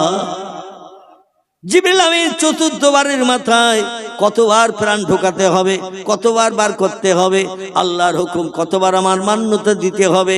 আমরা দুবার তিনবার একটা কাজ করলে চতুর্থবার বললেও কাজ আর করি, করতে যাই, বলছি ও হবে না, ওটা করা যাবে না, বলি না। ফেরেশতাদের এমন ধাঁচে আল্লাহ বানিয়েছেন, কোরআন এসেছে, মালাইকাতুন গিলাজুন শিদাদুন লা ইয়াসুনাল্লাহ মা আমারাহুম ওয়া ইয়াফআলুনা মা ইউমারুন। জোরে বলুন একটু আল্লাহু আকবার। ফেরেশতাদের বানানো হয়েছে নূর দিয়ে, আমাদের পয়গম্বরকে আল্লাহ বানিয়েছেন নূর দিয়ে। জোরে বলুন একটু সুবহানাল্লাহ। নূরের তৈরি ফেরেশতারা খায় না, ঘুমায় না, পেশাব করে না, পায়খানা করে না, ওদের রোগ বেমারি হয় না, স্ত্রী নাই, স্বামী স্ত্রী মিলনের কোনো বালাই নাই, বাচ্চা কাচ্চা নাই। ওদের 24 ঘন্টার কাজ হলো ওয়াইয়াফআলুনা মা ইউমারুন, আল্লাহ যেটা বলেন সঙ্গে সঙ্গে সেটা বাস্তবে রূপদান করেন। এটাই হলো ফেরেশতাদের কাজ। কোনো কাজ করতে গেলে লাভ হবে কি লস হবে, এটাও পর্যন্ত ফেরেশতারা যাচাই করে না, আল্লাহ বলেছে করতে হবে, এটাই হলো তাদের ট্রেনিং। জোরে বলুন একটু সুবহানাল্লাহ। আল্লাহ বললেন, প্রাণ যখন দেহে থাকলো না, 4 বারের মাথায় প্রাণ ঢুকাও। যত সময় না ঢুকবে, অচল দেহ সচল না হবে, তত সময় পর্যন্ত প্রাণ ঢুকাতে হবে। তবে এবার আশা রাখি, আর প্রাণ বাইরে তোমার হাতের সঙ্গে বার হবে না। আমার আরশ কুরসি থেকে ওই যে নূরের তাজাল্লি জ্যোতি দেখছো, ওটা হলো আমার বানানো মুহাম্মদ রাসূলুল্লাহ নূর। আল্লাহ কোরআনে বলছেন, এই পৃথিবীর মানুষ তোমরা শোনো, কদ জাআকুম মিনাল্লাহি নূরু ওয়া কিতাবুম মুবিন। চিল্লাই বলুন একটু আল্লাহু আকবার। হাদিস যদি জয়ীব বলেন কোন অন্য মতদর্শের আলেমেরা, আমি কিছুটা সময় একটু তাদের কথা মেনে নিলাম, কিন্তু আল্লাহ কোরআনে যদি পয়গম্বরকে নূর বলে আখ্যায়িত করেন, এখানে বিশ্বাস করতে আমরা কি আপত্তি দর্শাবো?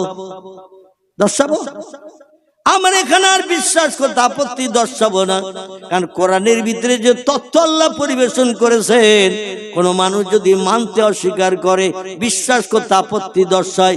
শরীয়তের সব ফতোয়ার কিতাবে লেখকের একমত হয়ে লিখেছেন, লোকটার মুসলমান থাকবে না, ইমানদার থাকবে না, লোকটি কাফির হিসাবে বিবেচিত হবে। কি হবে? কাফের হয়ে যাবে। কাফের ঠিকানা কোথায় হবে? কাফেরের ঠিকানা হবে জাহান্নাম। এজন্য কোরআন অবিশ্বাস করে আমরা কেউ কাফের হতে চাই, আমরা কাফের হতে চাই না। আল্লাহ বলেন কদ জাআকুম মিনাল্লাহি নূরু ওয়া কিতাবুম মুবিন। ও বিশ্ববাসী, তোমাদের কল্যাণের জন্য, উপকারের জন্য, পৃথিবীতে স্বস্তিতে শান্তিতে বসবাসের জন্য আমার তরফ থেকে দুটি তোহবা গিফট, অনুদান, অ্যাভেলেবল গিফট যারে বলা হয় উত্তম অনুদান, আমি আমার তরফ থেকে তোমাদের জন্য দুটি পরিবেশন করেছি। চিল্লাই বলুন একটু সুবহানাল্লাহ। কটা অনুদান? দুটি। আল্লাহ বলছেন তোমাদের সংসার জীবনে সুখী হওয়ার জন্য, বিপদ মুসিবত থেকে নিষ্কৃতি পাওয়ার জন্য, পরকালে কোটি কোটি বছর আমার জান্নাতের সুখভোগের জন্য, জাহান্নামের আগুন থেকে নিষ্কৃতির জন্য দুটি তোহবা গিফট, অনুদান ও মানুষ তোমাদের জন্য পৃথিবীতে পাঠিয়েছি। পৃথিবীতে আমি আল্লাহ বর্ষণ করেছি। একটির নাম হলো মিনাল্লাহি নূর। আল্লাহ প্রথমে বললেন তোমাদের জন্য দুনিয়ায় পাঠিয়েছি একটি নূরকে। নূর কি নাম? একটু কথা বলেন। নূর। নূর শব্দটি কি ভাষা? নূর শব্দ আরবি ভাষা। আরবিতে বলছি না কোরআনের কথা। কোরআন কি ভাষা? আরবি ভাষা। তো কোরআনই তো আমি পড়লাম, কদ জাআকুম মিনাল্লাহি নূর। আমার তরফ থেকে প্রথম একটি তোহবা গিফট পাঠালাম, তার নাম হলো নূর। নূরটি হলো আরবি ভাষা। ইংরেজিতে এর বলা হয় লাইট। বাংলায় এর নাম হলো জ্যোতি বা আলো। আল্লাহ বলেন আধারে পথ দেখানোর জন্য, কে মা কে বোন কে কন্যা কে স্ত্রী, আধারে যাচাই করার জন্য একটা লাইট পাঠালাম। আমরা রাতের বেলা মাঝে মাঝে ঘুটঘুটে অন্ধকার যেখানে যাই একটু লাইট ব্যবহার করি না? টর্চ লাইট, বিভিন্ন লাইট, আলো আমরা ব্যবহার করি। একটা ঘরের ভিতরে একটা ছোট্ট তত্ত্ব দেই। একটা ঘরের ভিতরে 5 জন নারীকে রেখেছেন দরজা জানলা লাগিয়ে। অমাবস্যার অন্ধকার রাত, মানে 14 অমাবস্যার রাত, আকাশে সারা রাত যেদিন চাঁদ ওঠে না, এই দিনটাকে বলা হয় অমাবস্যা। কি বলা হয়? আর সারা রাত আকাশে চাঁদ থাকে যেদিন, সেদিনটার কি বলা হয়? আলহামদুলিল্লাহ। এরকম একটু তত্ত্ব দিলে তো আমার কিছু বলতে সুযোগ হয়। আর যদি বলেন হুজুর বাড়ি থেকে এ থেকে আমি নিয়ত করে এসেছি, যা বলতে হয় কথা আপনি বলেন, আমরা কথা বলবো না, তাহলে আবার ওয়াজ মাথায় উঠে যাবে। ভাই একটু তত্ত্ব দেবেন, আরো কিছু তত্ত্ব দিতে সুবিধা হবে। তো একটা ঘরের ভিতরে 5 জন নারীকে রাখা হয়েছে।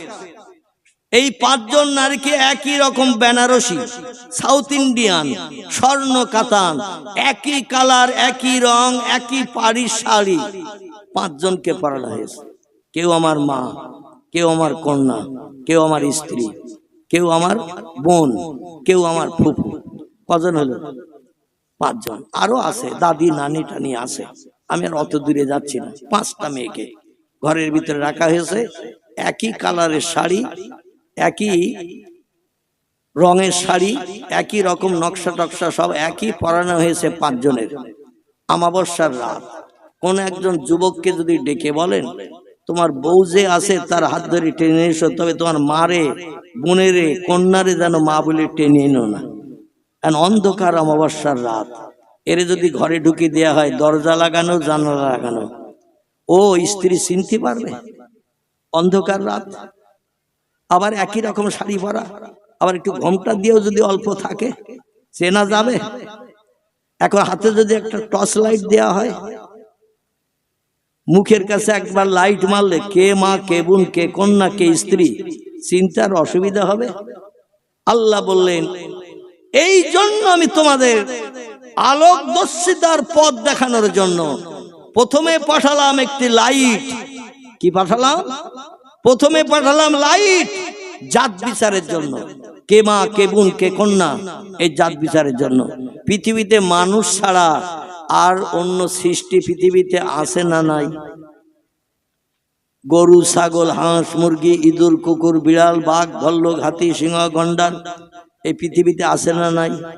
আচ্ছা, ওরা মায়ের মর্যাদা দেয়, বোনের মর্যাদা দেয়, ওরা খালার মর্যাদা সম্মান দেয়, নিজের কন্যার মর্যাদা দেয়। হাঁস মুরগি গরু ছাগল আমাদের বাড়িতে যা আছে, আমি বাইরের দিকে জঙ্গলের কথা আর বলবো না, কারণ বললেন হুজুর আমরা বাঘ টাক তো দেখতে পাই না, সিংহ দেখতে পাই না, হাতি গন্ডার দেখা যায় না, মাঝে মধ্যে চিড়িয়াখানায় দেখা যেত, তাও আর চিড়িয়াখানা আসে না। কারণ কলকাতা চিড়িয়াখানায় কবে যাব, পয়সাও নাই, রাস্তাঘাট চিনি না। এখন এই বাড়ির আশেপাশে যে জীব জন্তুগুলো থাকে, গরু ছাগল হাঁস মুরগি ইঁদুর কুকুর বেড়া বিড়াল, এরা মার মর্যাদা দেয়, বোনের মর্যাদা দেয়, কন্যার মর্যাদা দেয়। যে কোন একটা পুরুষ পশু সব নারী পশুকে স্ত্রী হিসাবে ব্যবহার করে। ঠিক বললাম না ভুল বললাম? সব নারী পশুকে স্ত্রী হিসাবে ব্যবহার করে। মায়ের জাত বিচার নেই, বোনের জাত বিচার নেই, নিজের কন্যা মেয়েরও জাত বিচার নেই। আল্লাহ বলেন এই জাত বিচার করার জন্য বাঘের জন্য কোরআন পাঠাই নাই, বাঘের জন্য লাইট পাঠাই নাই, ভল্লুকের জন্য পাঠাই নাই, গরুর জন্য পাঠাই নাই, হাতির জন্য পাঠাই নাই, ইঁদুর কুকুরের জন্য লাইট পাঠাই নাই। লাইট পাঠিয়েছি সৃষ্টির সেরা জীব মানুষের জন্য। মানুষ যদি লাইটটা ব্যবহার করতে পারে, কোনদিন মা কন্যা এমন করে স্ত্রী আপনজন আত্মীয় স্বজন একই ব্লাডের রক্তের কানেকশন যাদের, তারা কোনদিন তার থেকে অত্যাচারিত হবে না। জোরে বলুন সুবহান। 2 নম্বরে আল্লাহ বললেন, প্রথম পাঠালাম লাইট। একটা ছোট্ট প্রশ্ন করি এখানে, এই পৃথিবীতে কোরআন আগে এসেছে না পয়গম্বর মুহাম্মদ রাসূলুল্লাহ আগে এসেছে? জন্ম নিয়েছে আগে কে? পৃথিবীতে এসেছে আগে কে? আগে এসেছেন পয়গম্বর মুহাম্মদ রাসূলুল্লাহ। আর তার বয়স যখন 40 হলো, আল্লাহ তখন পয়গম্বরের হাত বরাবর মানুষকে সুপথ দেখানোর জন্য একটি কিতাব পাঠিয়েছেন। এই কিতাবের নাম আল্লাহ 2 নম্বরে করেছেন, নবীর নাম আগে করেছেন, কারণ নবী পৃথিবীতে আগে এসেছেন, কিতাব পরে এসেছেন। এই জন্য আল্লাহ বলছেন কিতাবুম মুবিন, প্রকাশ্য খোলা কিতাব তোমাদের জন্য একটি পাঠিয়েছি 2 নম্বরের তোহবা হিসাবে। এই কোরআনে যদি মান্যতা দিতে পারো, কোরআন তিলাওয়াত করে মানে মতলবগুলো যদি বাস্তবে রূপ দান করতে পারো, তাহলে ফালা আলাইকা কোনো জিনিসের প্রয়োজন তোমাদের হবে না। মা ফাতাকা মিনহু, ওই কোরআন তোমাদের জন্য যথেষ্ট হয়ে যাবে। চিল্লায়ে বলুন একটু সুবহানাল্লাহ, নারায়ে তাকবীর। এখন এই কোরআন আমরা মানি শুধু ওয়াজ নসিহতে এসে একটু শুনি, পরের দিন সকালবেলা যা ছিলাম তাই।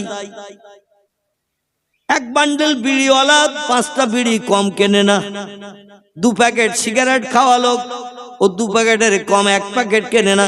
যে হুজুরের ওয়াজ করেছেন, কোরআন হাদিসের আলোচনায় করেছেন আমাদের কাছে, কোরআন হাদিসের আদর্শের সঙ্গে জীবন চরিত্র গঠন করতে হবে।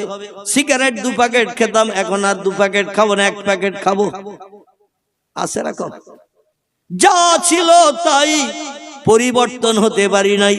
আমরা পুরুষেরাও যেমন, নারীরাও কি তেমন।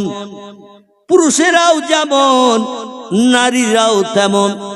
আল্লাহ নবী বলছেন 4টি আমল যদি মেয়েরা করতে পারে, ফালা আলাইকা, আর কোন আমলের প্রয়োজন তাদের হবে না। মা ফাতাকা মিনহু, এই 4টি আমল তাদের জান্নাতে যাওয়া থেকে আটকাতে কেউ পারবে না। আসুন কোরআনের আয়াতের দিকে আপনাদের এবারে নিয়ে যাই। বিসমিল্লাহির রহমানির রহিম।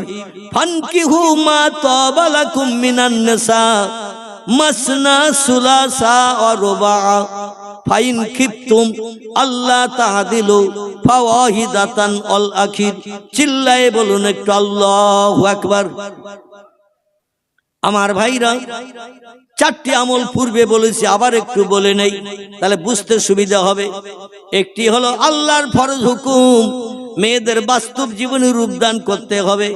ফরজ হুকুম বলতে 5 ওয়াক্ত নামাজ, রমজানের রোজা, এটা আমাদের জন্য ফরজ। এরপরে যাকাত ফরজ আছে। কোন মেয়েদের যদি ব্যক্তিগত সম্পত্তি থাকে, টাকা পয়সা থাকে, তাহলে তার যাকাত দিতে হবে। ব্যক্তিগত যদি না থাকে, স্বামীর সংসারে খায়, তাহলে ওই মেয়েদের কোনো যাকাতের ব্যবস্থা নাই, এই ফরজের কাজ আদায় করতে হবে না। কিন্তু নিজের ব্যক্তিগত অর্থ সম্পদ থাকলে শতকরা 2.5 টাকা গরিব এতিমের হক ও মেয়েটাকে দিতে হবে। যদি না দেন তাহলে ফরজ হককে আপনি নস্যাৎ করে দিলেন। জোরে বলুন একটু নাউজুবিল্লাহ। প্রথম নম্বরে হুকুম মেয়েদের হলো, মা বোনেরা দূরবর্তী যারা বসে আছেন একটু ভালো করে কথা খেয়াল করবেন। আগামীতে আপনারা জাহান্নামে পুড়বেন, আমি অধম চাই না।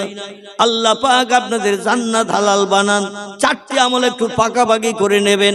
জলসা আগামী বছর হোক বা না হোক, আজকে থেকে একটু পণ করে নিয়ে নিন। এই চারটি আমল করব মরণের দিন পর্যন্ত। আমরা পুরুষেরাও বলি আমিন। একটা আমল হলো, নারী পুরুষ সবার জন্য আল্লাহর ফরজ হুকুম তামিল করতে হবে। নামাজ 5 ওয়াক্ত পড়তে হবে। তবে এটা প্রাপ্ত বয়স্কর পর থেকে নিয়ে মরণের দিন পর্যন্ত। ছেলেরা সাবালক হয় ওই সময় যেখান থেকে ঘুমের ঘরে স্বপ্ন দোষ হয়। ফতোয়ার কিতাবের কথা বলছি, যেখান থেকে ঘুমিয়ে পড়লে স্বপ্ন দোষ হয়, এখান থেকে ছেলেটা বালেগ হিসাবে বিবেচিত হয়। ওইখান থেকে নিয়ে মরণের দিন পর্যন্ত প্রতিদিন 5 ওয়াক্ত নামাজ তার ফরজ। মেয়েরা যেখান থেকে বালেগা হয়, প্রাপ্তা বয়স্কা হয়, প্রতি মাসে মাসে মেয়েদের একটা রোগ হয় 3-4 দিনের জন্য।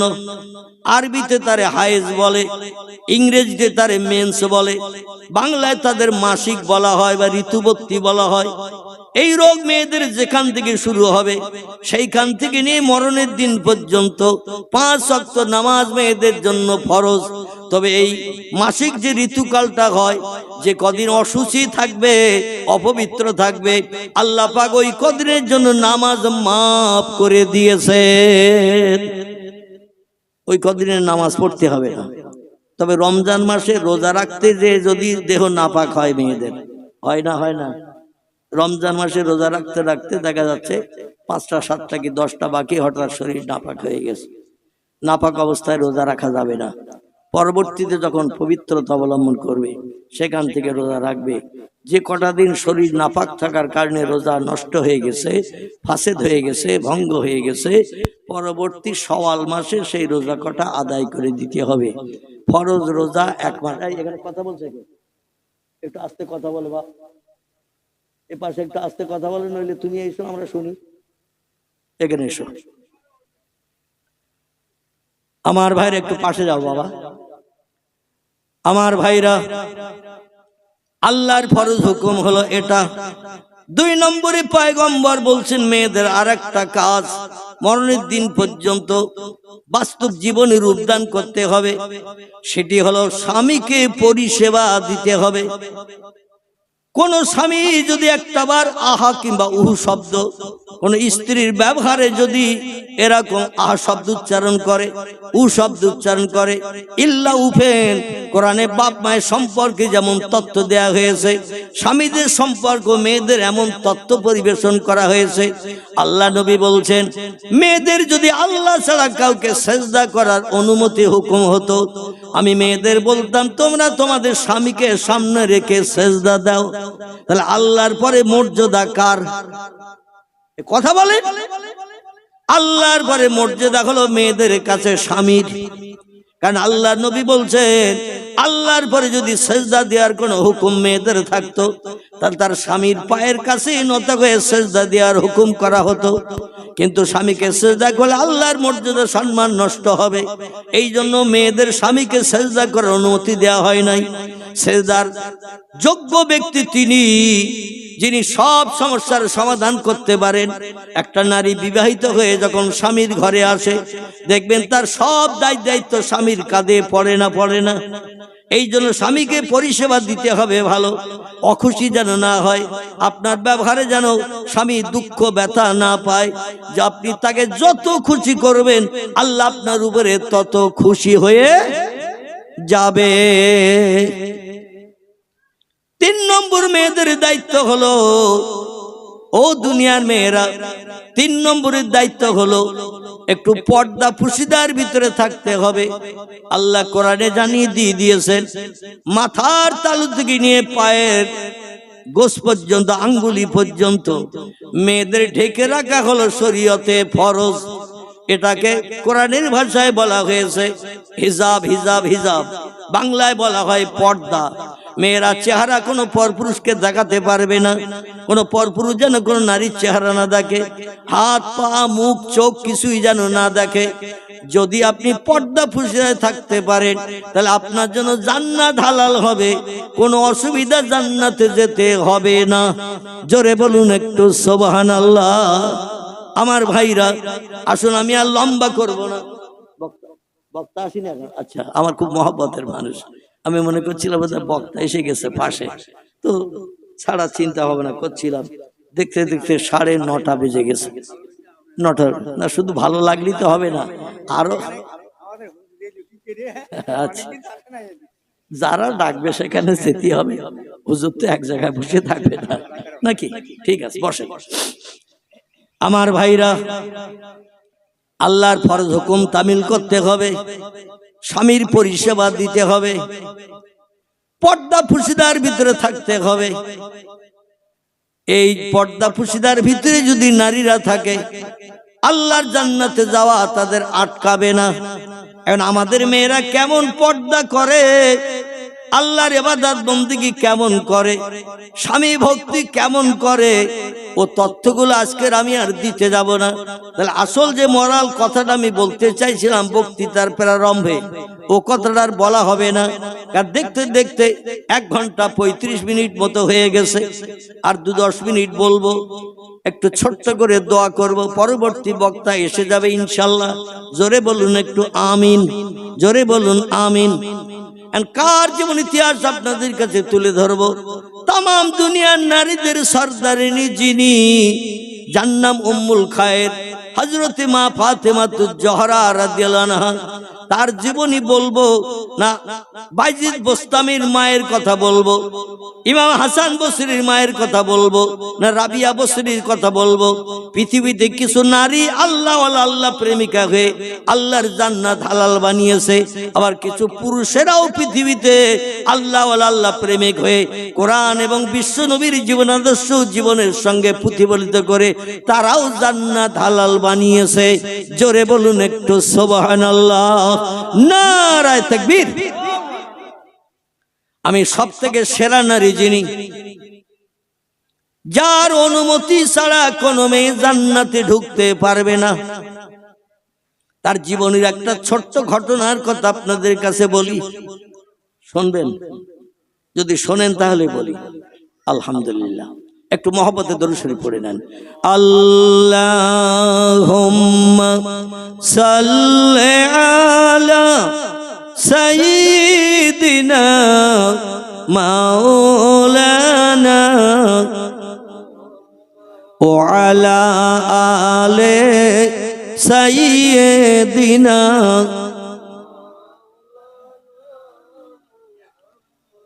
খোঁজ করিয়া আসলো তারা, খোঁজ করিয়া আসলো তারা তোমার কুটুরির সম্মুখে।